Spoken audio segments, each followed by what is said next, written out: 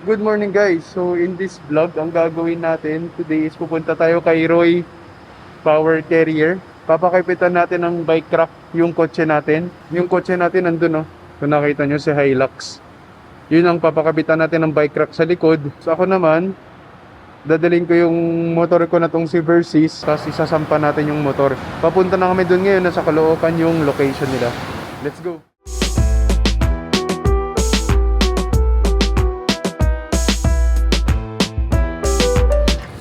Ha?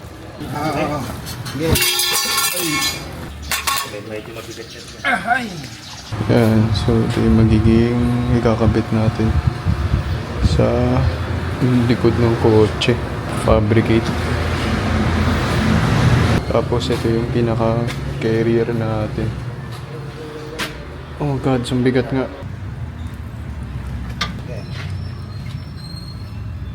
Pakita ko muna sa sige itsura ba? niya pag walang carrier. So kahit pa paano, maganda naman siya tignan. Kasi lalagay mo naman ng toe bolt. Ngayon sir, pag walang carrier, ganyan yung itsura niya. Pag lalagay mo yung carrier, baba mo siya. Huwag mo na siyang tanggalin. Ikaw sir, medyo malaki ka naman. Kaya naman ng isa, para malis yung bigat niya, tanggalin mo muna yung rampa. Kailan na may rampa, so medyo mabigat. Okay, okay. Tapos ito sir, shoot mo lang naman. Shoot. Yan, yun sir. Haba na ng Tapos, pag tanggal mo sir, ganun lang din, hugot lang din. So para mabagaan lang din tanggalin, pwede mo munang i-puzzle, tanggalin mo yung ladder. Kasi medyo mabigat din. So ngayon sir, pag shoot nyo ni ma'am, tutunog, yun na yun sir, may stopper na siya. So hindi mo na kailangan tuta. Hindi na kailangang higpitan yung ano niyan? Hindi sir, sa huli na yun. Sa huli Meron pa siyang bolt sir, tagusan. So parang walang hulog yung motor mo at saka yung carrier. So nakakombine siya sa receiver. Yung kinakapit niya sir, kahit hindi ganun kahigpit, okay lang. Ang higpitan mo sir, yung anti-vibration sa ibabaw. Para kahit anong vibrate mong dadaanan mong kalsada, hindi luluwag ito. Okay.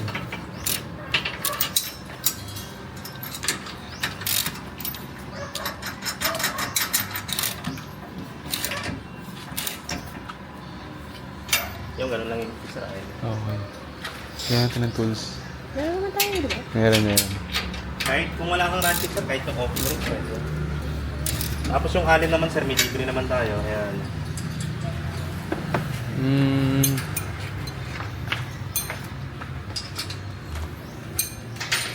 Nagpitan nyo na sa kabila? Oo. Di ba pinitunan ko na sa nagpitan nyo? Sa mama eh. Okay na yan.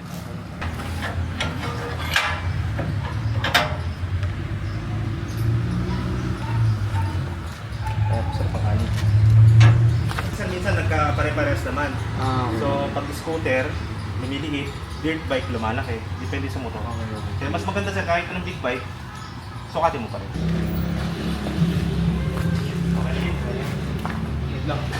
Kinakabahan. Kaya mo muna dyan.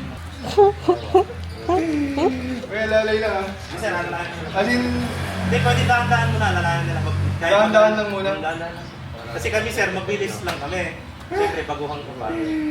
mag-demo kaya muna tayo sa kanya. Tapos, 6 year para masanay ka na.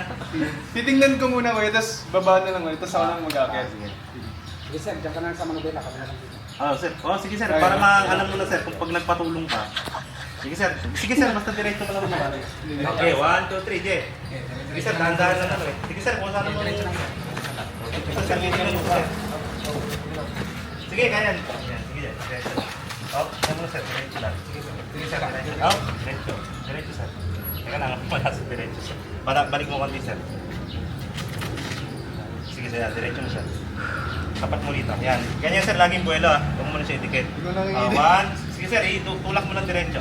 1, 2, 3. Sige, tulak. Sige sir, 1, 2, 3. Tulak. Ay! Kaya ba natin babayan mamaya?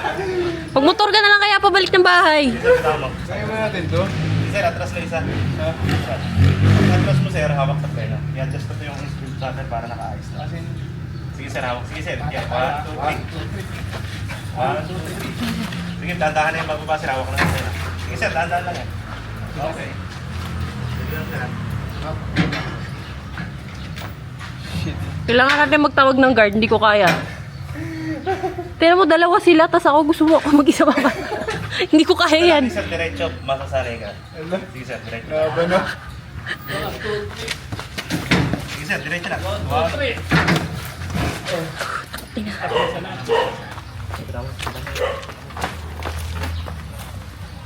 Dito talaga yung ano niya. Support sir, para bumaba ang suspension. Para tsaka wala kang gagasgasan. Pag dito sir, walang lakas yan. Pag dito naman, malakas naman, tatamaan naman flaring ko. Laging fork. Para wala kang tatamaan, walang gagasgasan, tsaka yung puwersa nandun. Kasi pag inikpitan mo yun sir, bababa ang suspension. Okay, sagad mo muna dyan, para doon ka na mag-fit. Yan sir, habang hinihila mo, naglalak na lang yan. Ayun na bumababa ang suspension. Kabila dyan. Kabila dyan, kabila. Kaya ba ng kotse mo yan? Ang release naman yung man, pag-push lang. Okay na ito. Magaan lang yung motor mo sir, malaki lang talaga. Magaan lang yan!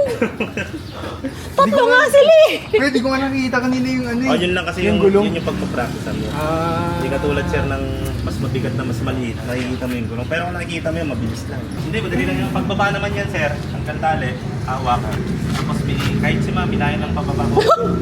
Kung saan ang bababa yan, hawakan mo ng pera. Ako talaga sa video natin eh, para bumaba yung suspension. para alam ko kung saan yung ano. Saan natin patuloy. Bago mo tanggalin sir, i-picturean mo. Oo nga. Parang Para yung tatamaan mo. Kasi importante rin yung tali kung saan ka maganda magtali. Lumaban din ako. dalawa talaga yan per side. Hindi, bali ano lang sir. Apat lang yung libre, ginawa ko ng 6. Kasi merong washguard sa akin. Okay. Tapos lock mo lang.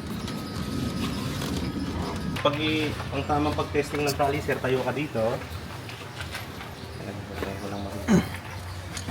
Tayo ka dito sir, force mo yung motor mo. Yung wag kang bubuelo sir, yung puwersa lang mo. Yung kahit anong tulak mo sir, yung kahit anong lakas ng tulak mo, yung talagang hindi mo siya mapalikit doon. Kahit konti. Yun yung testingan mo kung okay yung tali mo. So tayo ka dito, force mo sir. Yung kahit anong tulak mo sir, talagang matigas. Kasi if nag-full brake ka, emergency, nag-full brake ka, biglang may tumawid, magpe-play yan, back to normal. Yun na yung pinaka-play niya. Kahit magbiglang sagasaan may malaking humps, magpe-play yan, back to normal. Yun na yung sarili.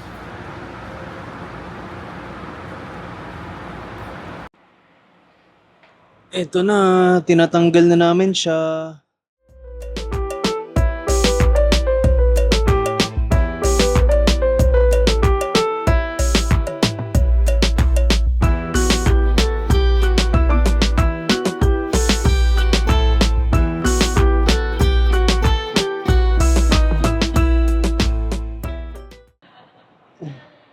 Nanginginig daw kanina. Sige. Sabay tayo. 1, 2, 3. Okay lang, naka-break lang ah. Pantay ba dyan? Daan-daan ko na.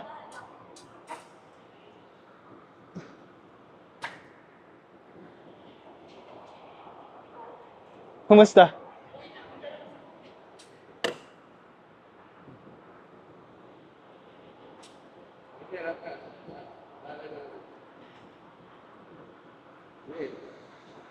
Pantay pa naman?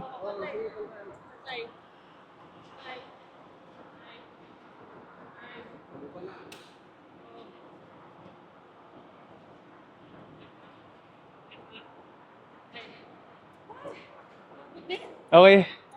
Salamat, kuya.